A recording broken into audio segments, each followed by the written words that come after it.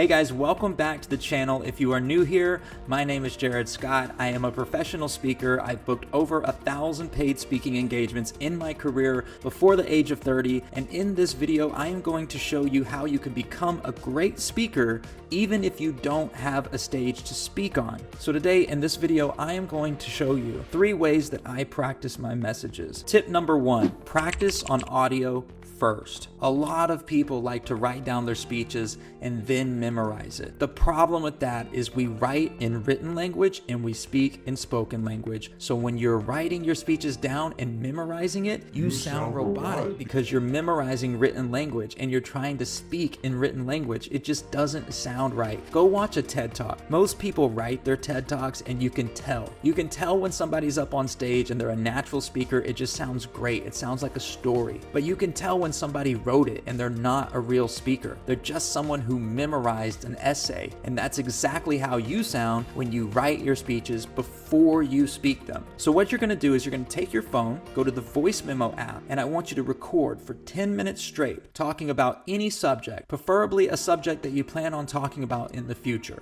I want you to just talk. No script, no outline, just talk. It's a brainstorming exercise for 10 minutes. And then what you're going to do is you're going to listen back 3 different times. The first time you listen back, you're going to listen for the information. You're going to realize that you do know a lot about what you're talking about. If you don't know anything about the subject, then maybe we should talk about something else, right? But if you pick something that you're passionate about, that 10 minutes is going to go by so quick. You're like, I know so much. I had more that I wanted to say, and that's a good sign. So what you're going to do the first time you listen back is you're going to listen for the information. You're going to find what we call the meat and potatoes, the parts that are really solid. You really know this is good information. So we're going to write down all of the really good, profound things that we said, the deep things. These are going to become our pillars of our presentation. Write those down. And then we're going to listen through again. This is the second time listening through. Now we're going to listen for tone. How did we sound? And the point of listening back for tone is important because you could be the best speaker in the world, but if your tone is off, people might not want to listen to your information. You could be saying great things, but if you're screaming at an audience in a high-pitched voice, nobody's going to listen. Third time, you're going to listen to this audio track again. You've already listened for the information. You've listened for the tone. Now you're going to listen for the pace. You might be saying great things in your speech, but you might be saying them too fast and nobody can really understand what you're saying. And so at the end of the day, nobody's really getting anything more to speak. You know, that might be you. Step number 2 is where you pull out the camera.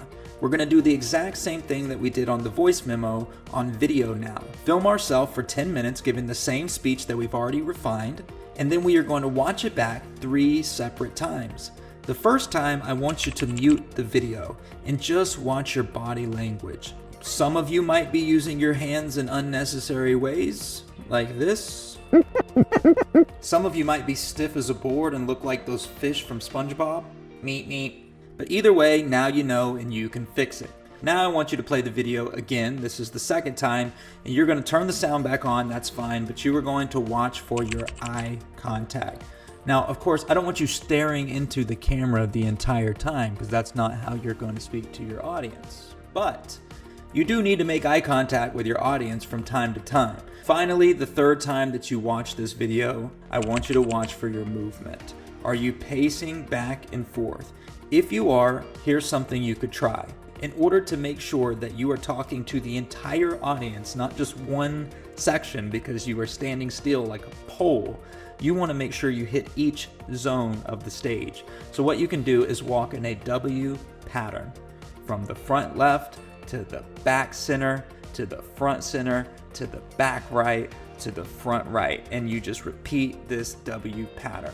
All right, moving on to tip number 3. It is finally time to write the speech. If you are a writer, then this is second nature to you. If you're not a writer, then use ChatGPT. Of course, do not let it write for you because it will write like a robot, but it can help you kind of collect your thoughts and put them in order, and then you write it in your spoken language. And now that the speech is complete, you have something to practice. Yes, I'm talking about practice. You need to practice. You need to practice like there is no tomorrow. Well, that's it for today's video. If you enjoyed it, I think you'll enjoy these videos right here. I put together a playlist for you. It took me a really long time, so please check it out.